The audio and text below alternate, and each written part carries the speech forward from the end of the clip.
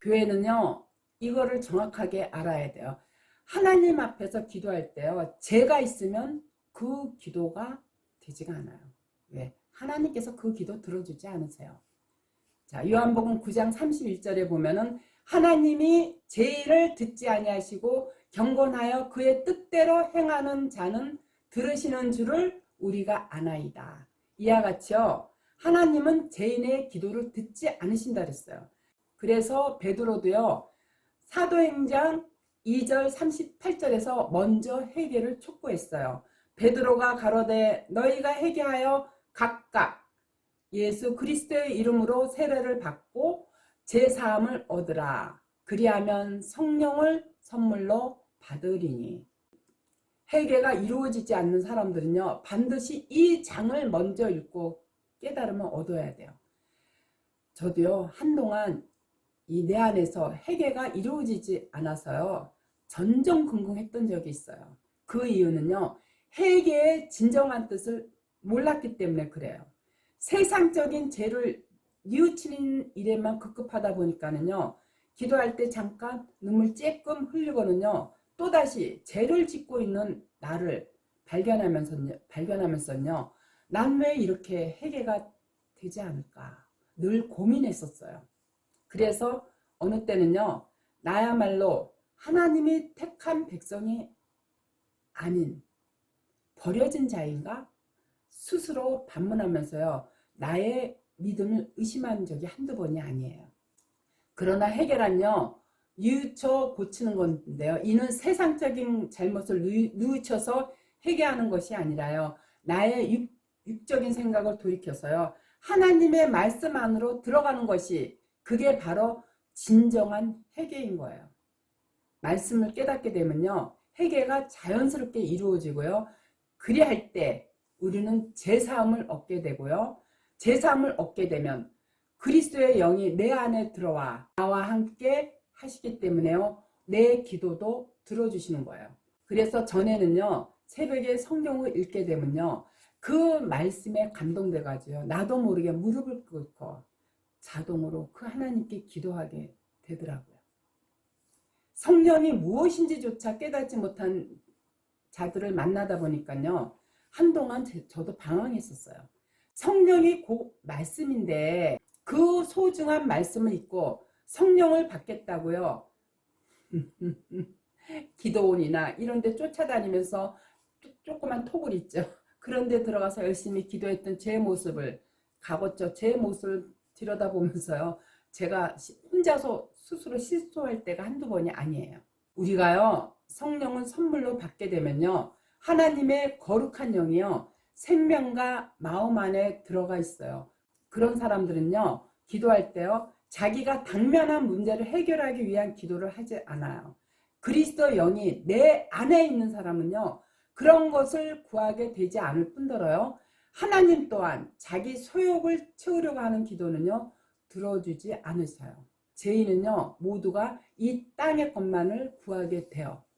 지옥보다 더 나쁜 곳이 어디냐면요, 바로 이 땅의 탐심이에요. 기도란요, 마태복음 6장 33절에 보면 너희는 먼저 그의 나라와 그의 의를 구하라. 그리하면 이 모든 것을 너희에게 더하시리라. 어떻게 하면 하나님의 나라와 하나님의 의를 구할까? 구하는 것이 바로 기도의 본질이에요. 하나님 나라의 의를 구하는 기도를 하고 나니까 하나님의 은혜로 값없이 얻는 자가 되는데요. 내가 얻은 것이 아니라 하나님의 은혜로 의롭다 하심을 얻는 자가 된 거예요. 그런 사람은요, 구속 곧 제사함을 얻게 돼요. 그래서 골로새 1장 13절 이하에 보면은요, 그가 우리를 흑암의 권세에서 건져내사 그의 사람의 아들의 나라로 옮기셨으니 그 아들 안에서 우리가 구속 곧 제사함을 얻었도다. 그들한테는요, 로마서 8장 32절 이하에 이렇게 나타내주고 있어요. 자기 아들을 아끼지 아니하시고 우리 모든 사람을 위하여 내어주신 이가 어찌 그 아들과 함께 모든 것을 우리에게 은사로 주지 아니하시겠느냐. 누가 능히 하나님의 택하신 자를 송사하리요. 의롭다 하시는 이는 하나님이시다. 이와 같이요. 하나님이 의롭다 하시는 이를 누가 정죄하겠는가. 죄란요. 그리스도의 말씀을 믿지 않으면 그게 바로 죄인 거예요. 요한복음 16장 9절에 분명하게 밝혀 놓으셨어요. 그리스도를 믿지 않으면요 죄고, 그리스도와 함께하면 그가 바로 의인이에요. 하나님의 말씀을 갖고요 육신의 자기 소욕을 채우기 위해서 또는 권력을 채우려고 하는 사람들이 바로 강도예요. 누구예요? 정강훈이를 비롯해서 대형교회 많은 교회 목사들이 그렇다고 봐도 저는 제가 자신하고 얘기하지만요. 그들이 바로 성경에서 말하는 강도라고 얘기해요. 오늘날 성경에서 말하는 강도가요. 앞서도 제가 잠깐 얘기했지만 바로 목회자들이에요. 이들이야말로요. 진정으로 회개하고요. 깨달아서 말씀 안으로 회개해서 돌아와야 돼요. 입으로는 거창하게 성경 말씀 몇 구절 읽고는 그리고는 거의 육신의 생각으로 설교를 전하죠. 정말 그 말씀만 온전히 제대로 대원하는 목사는 거의 찾아보기가 어려워요. 그래서 이사야서 56장 11절에요. 이사야 선지자가 분명하게 이러한 목사들을 향해서 정확하게 밝혀놓았어요. 이 개들은 탐욕이 심하여 족한 줄을 알지 못하는 자요. 그들은 몰각한 목자들이라. 다 자기 길로 돌이키며 어디 있는 자이든지 자기 이익만 도모하며 탐욕이 심한 자를 개라고 했어요. 요즘 들어 방송에서 자주 거론되는 큰 교회 목사들이요. 전부 짐승이라고 생각하면 되고요. 그런 자들이 바로 개 같은 목사이기 때문에요. 그 개 따라가면은요. 결국 개 돼지가 되고 말아요. 그들은요. 계시록에서 말하는 몰각한 지도자들인데요. 그렇기 때문에 우리의 목자는 사람이 되어서는 절대 안 돼요. 예수님이 우리의 목자가 되어야 돼요. 선한 목자이신 선생은요. 그리스도 한 분뿐이에요. 마태복음 24장 24절에 거짓 그리스도들과 거짓 선지자들이 일어나 큰 표적과 기사를 보이며 할 수만 있으면 택하신 자들을 미혹하게 하리라. 그래서 2000년 전에 예수님께서 사람의 미혹을 받지 않도록 주의하라고 하셨던 거예요. 오늘날 대형교회 목사들 거의 대부분이요. 성령을 받았다고 하지만요. 그들이 받은 성령은요. 성령이 아니라 그게 바로 거짓 악령이에요. 성령을 받았다고 하는 사람들은 살펴보면은요. 대부분 신을 받은 사람들이에요. 한월산의 이천성 목사나 용문산의 나운목 목사나 영등포 교회에 104세에 사망한 방질 목사나 전도관의 박태선 목사나 통일교회 문선명 목사나 순복음교회 조용기 목사나 이 사람들이 다 이북에서요 마귀의 사욕을 맡고 온 목사들이에요. 이들이 바로 뭐냐면 7사람들이에요. 이들 목사는요 그동안 귀신의 장난질로요 많은 재산을 축적했어요. 따라서 이 땅은요 안개와 같은 곳이에요. 그래서 돈이 많으면 많을수록 고통이 심하고 구린내가 날 수밖에 없어요. 성경에서도요 사람은 다 거짓되다고 했어요. 로마서 3장 4절에 보면 그럴 수 없느니라 사람은 다 거짓되되 오직 하나님은 참되시다 할지어다. 기록된 바 주께서 주의 말씀에 의롭다함을 얻으시고 판단 받으실 때 이기려 하심이라 한가 같으니라. 이렇게 밝혀놓고요. 또 예레미야 17장 9절에 보면은요.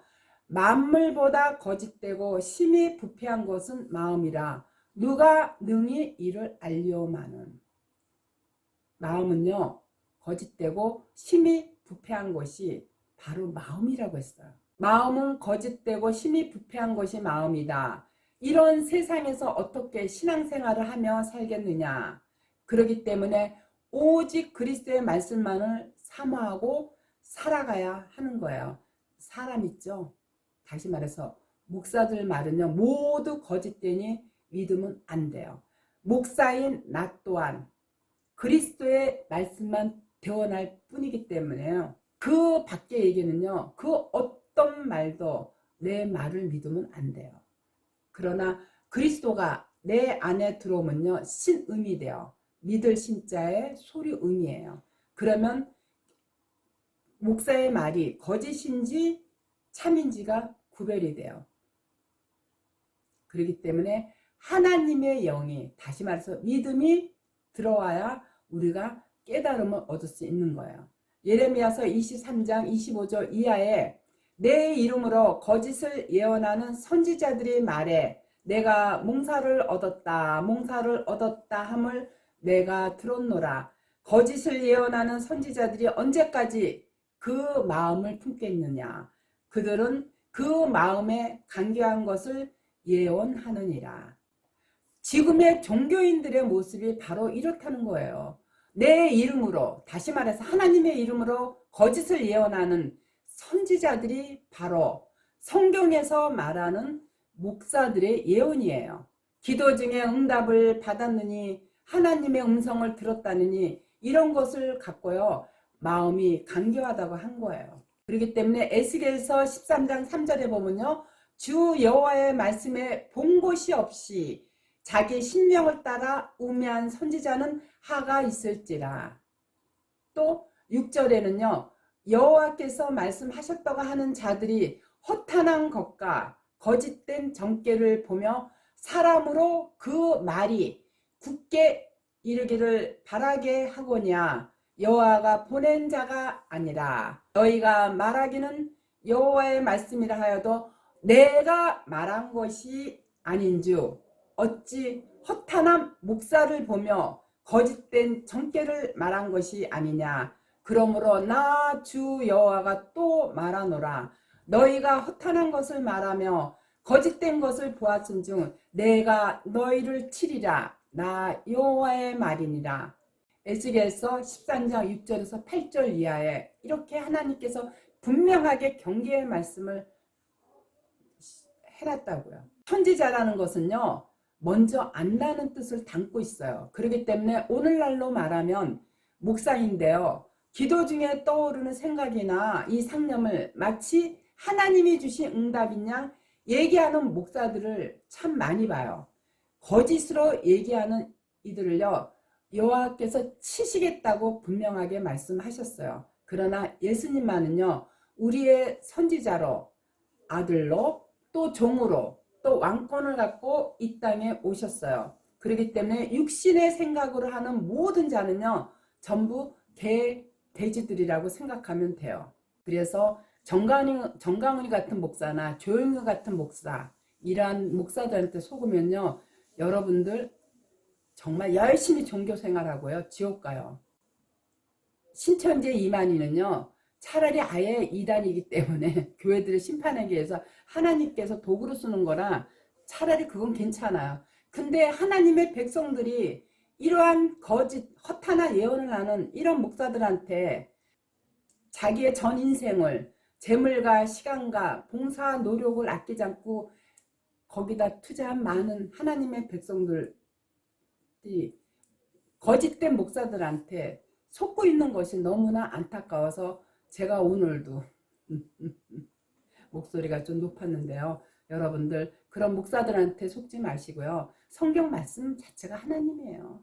그 말씀 안에서 진정한 참 하나님을 만나셨어요. 늘 하나님과 동행하는 여러분이 되셔야 여러분들이 이 땅에서 나의 육신의 이 몸을 내려놓고 갈 때 하나님 나라에 온전하게 들어갈 수가 있는 거예요. 아시겠죠?